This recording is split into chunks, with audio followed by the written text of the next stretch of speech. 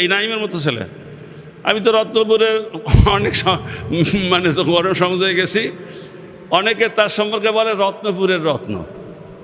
বয়স কত?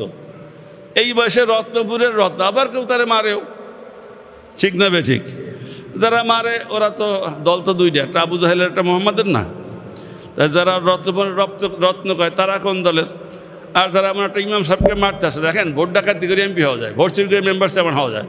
ইমামতির মতো পোস্টে 1 রাকাত নামাজ জোর করে পড়ানো যায় না, ওটা চরিত্র দিয়ে পড়াইতে হয়, ঠিক কিনা? কারণ এমন একজন ভালো মানুষকে যে গায়ে হাত তুলতে পারে, অবশ্যই আবু জাহেলের দোসর, লা শাক্কা ফিহি, কোনো সন্দেহ নেই। ওই একটা হিন্দু কবিতা লাগছে, তো ডাকে যদি কেউ না আসে একলা চলো রে।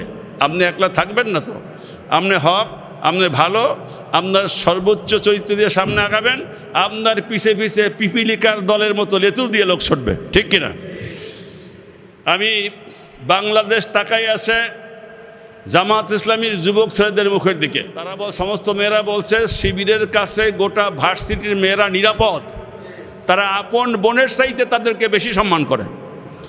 এইটা যদি শিবিরের ওই কয়জন জায়গায় এটা হইতে পারে, সারা বাংলাদেশে যদি যুবকেরা এক হয়ে যায় তাহলে কী হবে?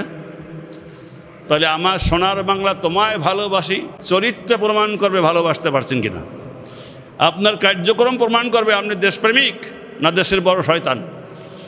যদি দেশপ্রেমিক হইতে হয়, ছোট্ট একটা কথা বলে শেষ করছি।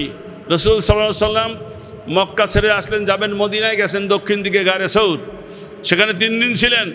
যাওয়ার সময় বললেন, হে খানায়ে কাবা, তোমাকে ছেড়ে আমার যেতে ইচ্ছা হয় না, তোমার বুকের দুষ্ট ছেলেরা আমাকে থাকতে দিল না। এর নাম হলো আরবিতে হুব্বুল ওয়াতান, নিজের মাতৃভূমির প্রেম। এটা সুন্নত, এটা রাসূলুল্লাহ দেখিয়েছেন। আজকে বাংলাদেশের ছাত্র শিবিরের ছেলেরা বুকের তপ্ত রক্ত ঢেলে দিয়ে এদেশের জমিনকে ইসলামাইজড করে কোরআনী আইন কায়েমের মাধ্যমে নারী পুরুষ সকল অধিকার স্বাধিকার নিয়ে তারা নিশ্চিত করতে চায়, কথা ঠিক কিনা? আমি কি আশা করতে পারি আগল জেলার যুবক ভাইরা এরপরের মিটিংয়ে আমি আসবো অন্য ব্যাপার নিয়ে, সেদিন ইসলামী শরীয়তে কী বিচার ব্যবস্থা, আপনার সামাজিক কী ব্যবস্থা, একটা ছেলে চুরি করছে তার কি বিচার হতে পারে, একজনের মিথ্যা তহমত দিচ্ছে তার কি বিচার হতে পারে, একজনের জেনা করছে অবিবাহিত তার কি বিচার হতে পারে, একজন বিবাহিত জেনা তার জন্য কি বিচার হতে পারে। এরকম আর একটা সময় নিয়ে তাফসীর নিয়ে আসবো আপনাদের সামনে। আমি এতটুকু আশা করছি আজকের এই লোকগুলো এই কয়টা লোক না,